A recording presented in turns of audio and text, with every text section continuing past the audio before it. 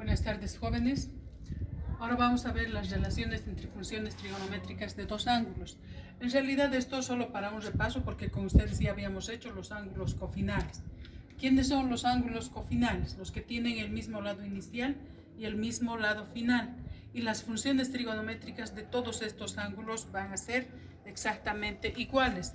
En este caso, por ejemplo, las funciones trigonométricas del ángulo alfa van a ser las mismas que las funciones trigonométricas, digamos, del ángulo beta. Pero ¿a qué será igual el ángulo beta en este caso? Porque después de haber recorrido, de haber dado una vuelta, ha recorrido lo que ha recorrido el ángulo alfa. Entonces, esto, ¿cómo podemos escribir? Como 360 más alfa. Y acá, por ejemplo, el ángulo gamma tiene el mismo lado inicial y el mismo lado final, pero va en sentido de las agujas del reloj. Y si va en ese sentido, genera ángulos negativos. Su valor de este ángulo va a ser un ángulo negativo, no porque sea su valor absoluto, o sea, no es como su valor absoluto, sino que su valor en sí de este ángulo es negativo por la posición. Bien, además, ¿cómo podemos representar las funciones trigonométricas de estos ángulos? Habíamos dicho, el ángulo puede dar 3, 4 vueltas y recorrer además esta distancia. A este tipo de ángulos que se representa como 2K por pi, digamos, más alfa. Cuando da una vuelta, ¿qué representa K? K representa un número entero positivo o negativo. Entonces, ese nos está indicando cuántas veces va a dar la vuelta el ángulo. En este caso, por ejemplo, beta está dando una vuelta. Entonces, el valor de K sería 1. 1 por 2 me da 2. 2pi me va a dar 360 más alfa. ¿Cómo representamos las funciones trigonométricas de este tipo de ángulos? Por ejemplo, tengo seno de 2K por pi más alfa, va a ser exactamente igual a seno de alfa. La función seno de este ángulo es exactamente igual a la función trigonométrica de este ángulo. Eso va a ocurrir con todas las funciones. Coseno de 2K por pi más alfa va a ser igual a coseno de alfa, nada más. Tangente de 2K por pi más alfa es exactamente igual a tangente de alfa. Son exactamente iguales a las respectivas confunciones de los ángulos.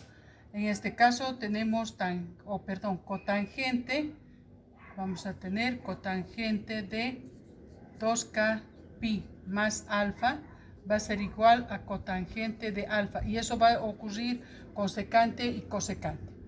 También habíamos hablado de las funciones trigonométricas de ángulos negativos.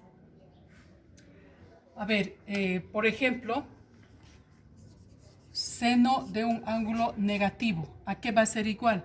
Va a ser igual al opuesto de la función de su ángulo positivo. Por definición, acá tenemos menos seno del ángulo alfa.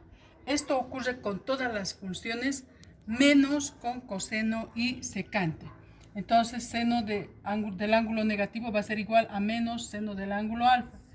Coseno del ángulo negativo va a ser igual al coseno de su ángulo positivo. Es la función que no tiene por qué cambiar de signo. Tenemos tangente del ángulo negativo va a ser igual al opuesto de la tangente de su ángulo positivo. Tenemos cotangente de un ángulo negativo va a ser igual al opuesto de la función de su ángulo positivo. Tenemos secante de un ángulo negativo va a ser igual a secante de su ángulo positivo. Es la función que no cambia de signo. Acá tenemos la función cosecante de un ángulo negativo va a ser igual al opuesto de la función de su ángulo positivo. Esas son las definiciones de los ángulos negativos. Ahora, ¿cómo tenemos? Este preámbulo solamente hemos hecho para reducir ángulos de cualquier cuadrante al primero. Es decir, para ángulos, este ángulo, por ejemplo, n representa a un número entero o a un número natural. Entonces siempre va a ser positivo. N por 90 más menos alfa es un ángulo que está dentro de la circunferencia, pero no sabemos exactamente en qué cuadrante está. Entonces, dependiendo de las operaciones, vamos a reducir a un ángulo del primer cuadrante. En este caso vamos a decir que va a ser a la misma función de este ángulo siempre que este n sea par. Y si esta n fuera impar, entonces va a ser a la cofunción. ¿Qué quiere decir? Por ejemplo, vamos a ver,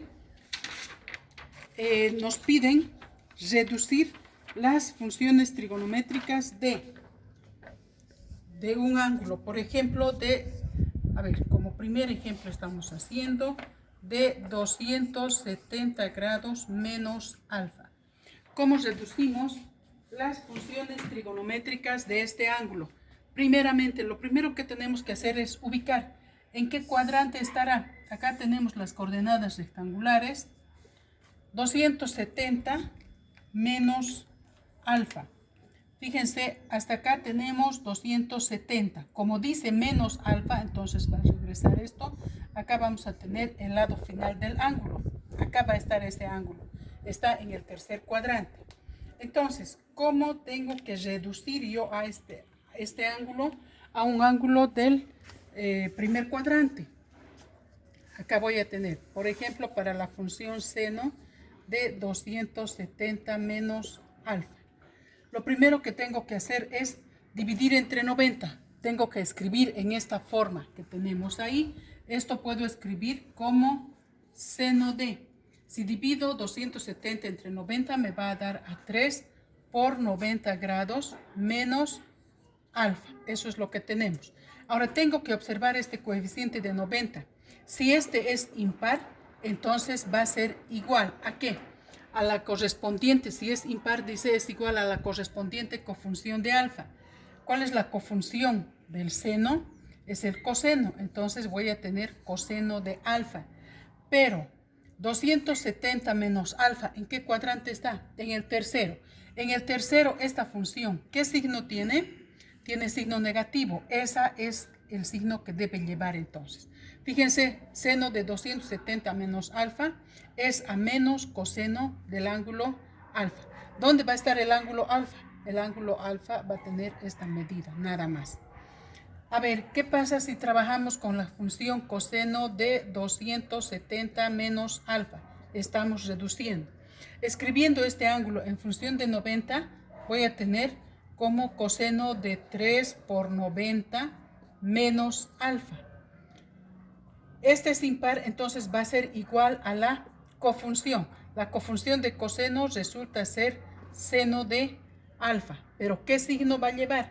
El coseno en el tercer cuadrante, ¿cómo es? Resulta ser negativo.